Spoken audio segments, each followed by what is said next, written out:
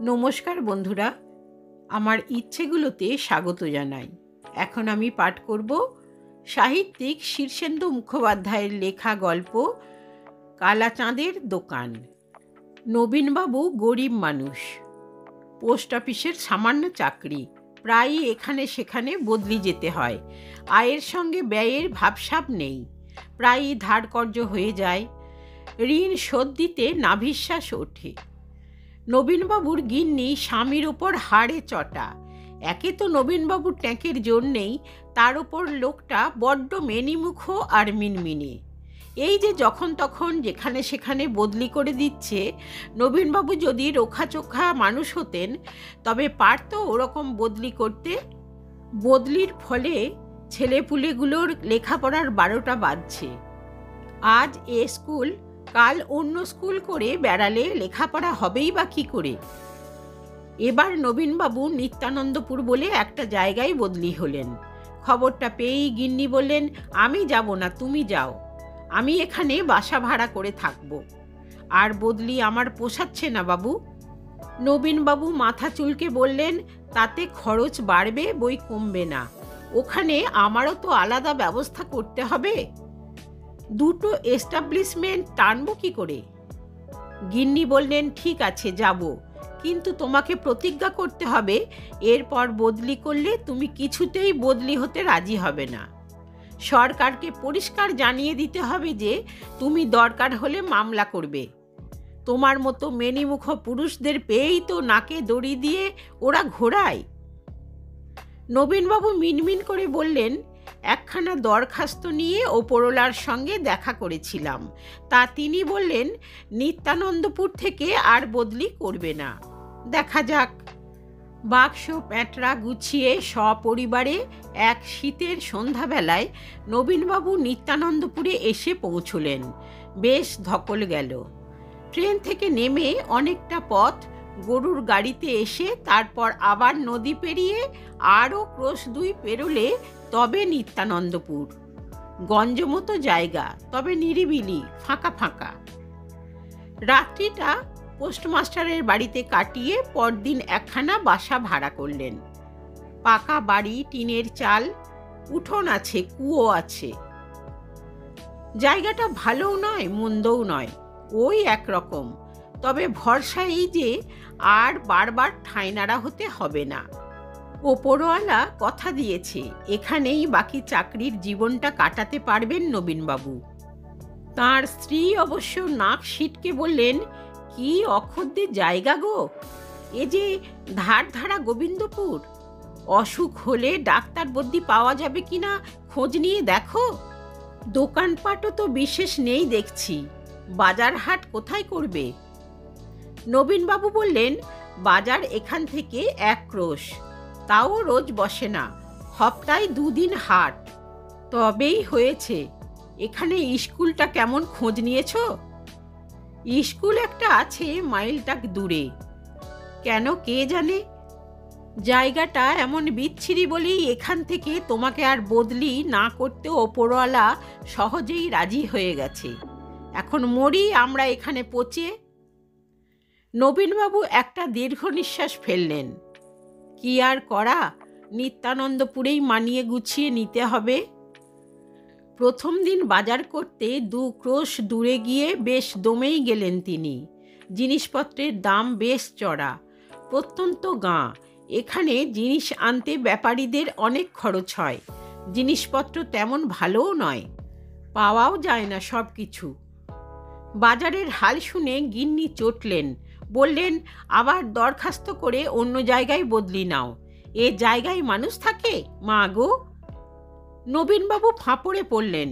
এখন কি করা যাবে তাই ভাবতে লাগলেন।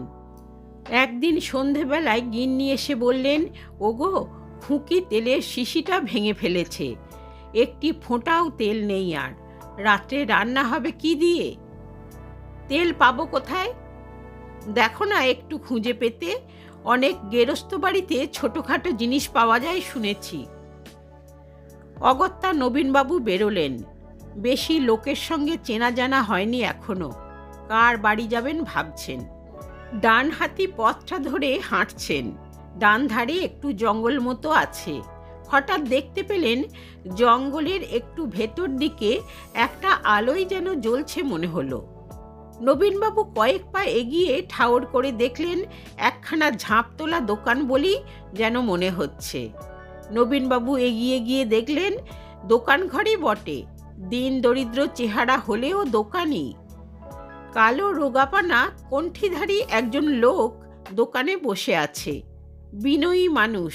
নবীনবাবুকে দেখেই টুল থেকে উঠে বলল, আগে আসুন। নবীনবাবু খুশি হলেন। আজকাল বিনয় জিনিসটা দেখাই যায় না।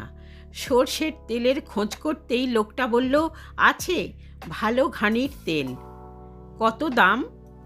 লোকটা হেসে মাথা চুলকে বলল, দাম তো বেশ চড়া, তবে আপনার কাছ থেকে বেশি নেব না, 6 টাকা করেই দেবেন। নবীনবাবু খুবই অবাক হলেন। 2 ক্রোশ দূরের বাজারে তেল 10 টাকা। নবীনবাবু 250 গ্রাম তেল কিনে আনলেন। গিন্নি তেল পরীক্ষা করে বললেন, বাহ, এ তো দারুণ ভালো তেল দেখছি, কোথায় পেলে গো? নবীনবাবু বললেন, আরে কাছেই একটা বেশ দোকানের সন্ধান পেয়েছি, লোকটা বড় ভালো। লোকটা যে সত্যিই ভালো তার প্রমাণ পাওয়া গেল 2 দিন পরেই। ডাল ফুরিয়েছে। সন্ধ্যের পর সেই দোকানে গিয়ে হানা দিতেই বিনয়ী লোকটা প্রায় অর্ধেক দামে ডাল দিল।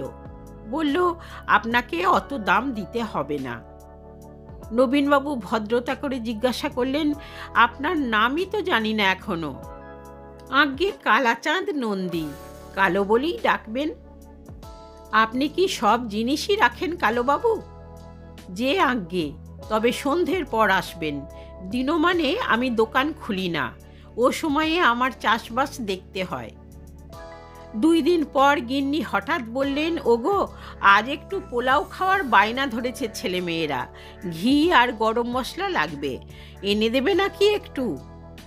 কালোর দোকানে ঘি বা গরম মশলা পাওয়া যাবে বলে মনে হচ্ছিল না নবীনবাবুর। দোনামোনা করে গেলেন। কালাচাঁদ বলল, হ্যাঁ হ্যাঁ, কেন পাবেন না, 1 নম্বর ঘি আছে, আর বাছাই গরম মশলা। দাম? দাম তো অনেক, তবে আপনাকে অত দিতে হবে না, 10 টাকা করেই দেবেন। নবীনবাবুর হৃদয় কৃতজ্ঞতায় ভরে গেল। খানিকক্ষণ কালাচাঁদের সঙ্গে সুখ দুঃখের কথা বলে তিনি ফিরে এলেন। গিন্নি ঘি আর গরম মশলা দেখে খুব খুশি। বললেন, ওগো, দোকানটা খোকাকে চিনিয়ে দিও তো, দরকার মতো ওকেও পাঠাতে পারবো। তা হ্যাঁ গো, দোকানটা কি নতুন খুলেছে? আজ দাসবাড়ির গিন্নি গল্প করতে এসেছিল। কথায় কথায় তাকে কালাচাঁদের দোকানের কথা বললুম, কিন্তু সে তো আকাশ থেকে পড়ল। 7 জন্মে কালাচাঁদ বাবুর দোকানের কথা শোনেনি। হবে হয়তো নতুনই খুলেছে, আমি খোঁজ নিয়ে বলবো খন। 2 দিন পর ফের কালো জিরে আর ময়দা আনতে গিয়ে নবীনবাবু বললেন, তা হ্যাঁ কালাচাঁদ বাবু, আপনার দোকানটা কতদিনের পুরনো? কালাচাঁদ ঘাটটার চুলকে অনেক ভেবে বলল, তা কম হবে না, ধরুন এ গাঁয়ের পত্তন থেকেই আছে। নবীনবাবুর একটু খটকা লাগলো। দোকান যদি এত পুরনোই হবে, তাহলে দাসগিন্নি এই দোকানের কথা শোনেনি কেন? কালাচাঁদ যেন তার মনের কথা পড়ে নিয়েই বলল, এ গাঁয়ে আমার অনেক শত্রু, লোকের কথায় কান দেবেন না। আচ্ছা, তাই হবে। পরদিন নবীনবাবু দাসবাড়িতে নারায়ণ পুজোর নেমন্তন্ন খেয়ে ফেরার পরই গিন্নি বললেন, হ্যাঁ গো, তোমার কালাচাঁদের দোকানটা কোথায় বলো তো? খোকাকে কুয়োর দড়ি আনতে পাঠিয়েছিলাম, সে তো দোকানটাই খুঁজে পেল না। পোস্ট অফিসের পিয়ন বিলাস এসেছিল, সেও বলল ওরকম দোকান এখানে থাকতেই পারে না, বলল নবীনবাবুর মাথাটাই গেছে। নবীনবাবুর বুকের মধ্যে একটু যেন কেমন করলো। মুখে বললেন, কালাচাঁদের সঙ্গে অনেকের শত্রুতা আছে কিনা, তাই ওই রকম বলে। পরদিন টর্চের ব্যাটারি আনতে গিয়ে নবীনবাবু এ কথা সে কথার পর কালাচাঁদকে বললেন, তা কালাচাঁদ বাবু, আমার ছেলেও কাল আপনার দোকানটা খুঁজে পায়নি।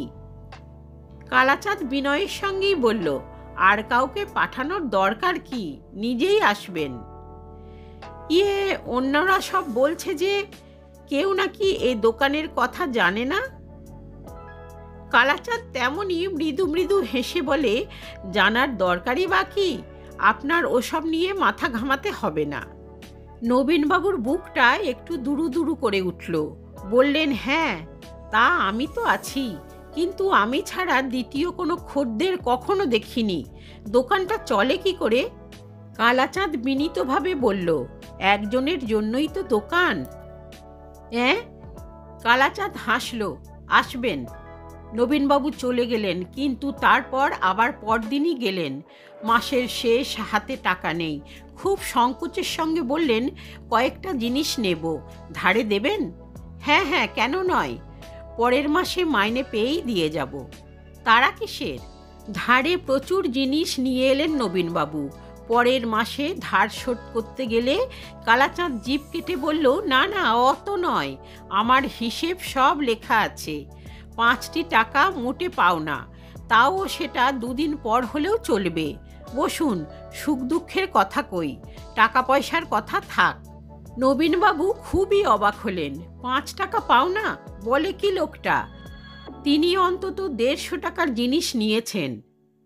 তা এভাবেই চলল। চাল, ডাল, মশলাপাতি, ঘি, তেল সবই কালাচাঁদের দোকান থেকে আনেন নবীনবাবু। মনোহারী জিনিস, বাচ্চাদের খেলনা, পোশাক, শাক সবজি ক্রমে ক্রমে আনতে লাগলেন। মাছ মাংসও পাওয়া যেতে লাগলো কালাচাঁদের আশ্চর্য দোকানে। গিন্নি খুশি। নবীনবাবুর মাইনে অর্ধেকের ওপর বেঁচে যাচ্ছে। নবীনবাবু একদিন গিন্নিকে বললেন, ওগো, নিত্যানন্দপুর থেকে বদলি হওয়ার দরখাস্তটা আর জমা দেওয়া হয়নি। দিও না। হ্যাঁ গো, কালাচাঁদের দোকানটা ঠিক কোথায় বলো তো, আমাকে একদিন নিয়ে যাবে? নবীনবাবু শশব্যস্তে বললেন, না না, তোমাদের কারও যাওয়া দরকার নেই, সকলের কি সব সয়? গিন্নি চুপ করে গেলেন। নবীনবাবু নিত্যানন্দপুরেই রয়ে গেলেন।